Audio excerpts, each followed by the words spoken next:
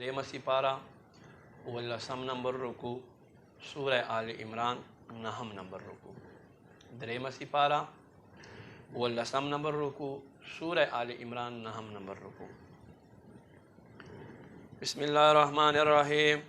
وَإِذْ أَخَذَ اللَّهُ مِيثَاقَ النَّبِيِّينَ یاد کړئ چې الله وعده واخیسته له انبیاؤنا لما آتیتکم من کتابین هر کله چې تاسو ته کتاب درکما وحکمت او حکمت ثم جاءکم رسول بیا راشي تاسو خواته یو رسول مصدق لما معکم تصدیق کوونکی د ستاسو کتابونو لتؤمنن به ضرور تاسو په دې ایمان راوړئ ولا تنصرنه او ضرور تاسو د مدد کوئ. قال اقررتم الله ورته فرمای آیا تاسو عهد کوئ اقرار کوئ واخذتم على ذلكم اسري او تاسو په دې باندې زما درنه ذمه علی. قالوا دوی اقررنا مونږ اقرار کوو. قال فاشهدوا الله ورته فرمایل گواه شئ وانا معكم من الشاهدين او زه هم تاسو سره له ګواهانو نه یم. فمن تولى بعد ذلك پس حکم چې دین وروسته وګرځي فاولئک هم الفاسقون پس دا خلق فاسق دي. افغیر دین الله یبغون آیا الله دین نه علاوه دین لټوي وله اسلم من فی السماوات والارض او د په حضور سټونه ایخاو دي څه چې په اسمانونو کې دي څه چې په ځمکه کې دي طوعا وکرها په خوشحالی او په مجبوری کې و الیه ترجعون او د طرف ته رجوع کوي. قلت ورته فرمایا آمنا بالله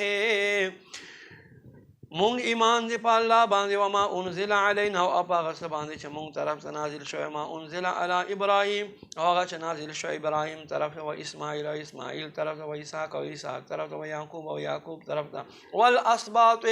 او دوی زامنو طرف ته وما اوتی موسی و عیسی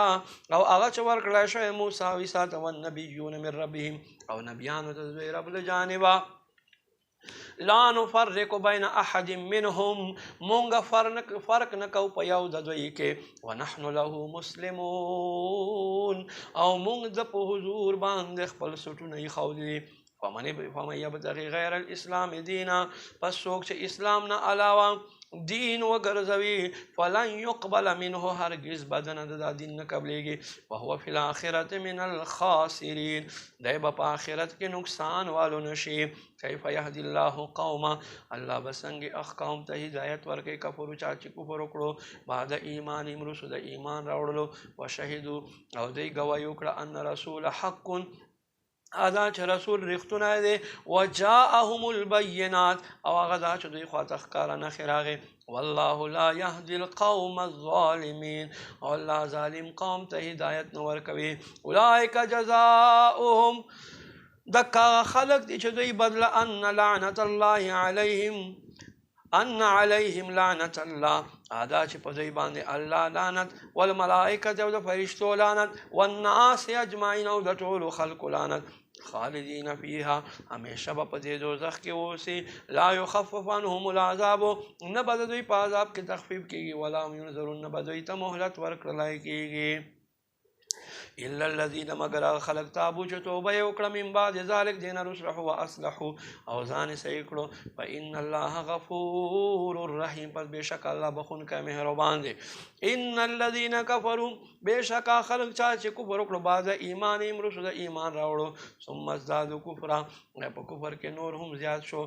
لن تقبل توبتهم هرگز به د دوی توبه نه قبلېږي واولئک هم الضالون دک خلق ګمراه دي. ان الذين كفروا بشکا خلق چې کافران دي وماتوا او مړه شو وهم کفارون په داسې حال کې چې دوی کافران فلن يقبل من احدهم پس هرگز به نه قبلېږي یو د دوی نه ملء الارض ذهبا د ځمکې په برابرتیا سره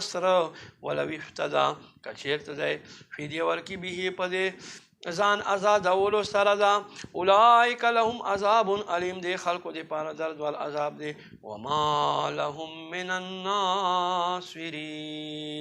او نشته دوی لره څوک مددګرای.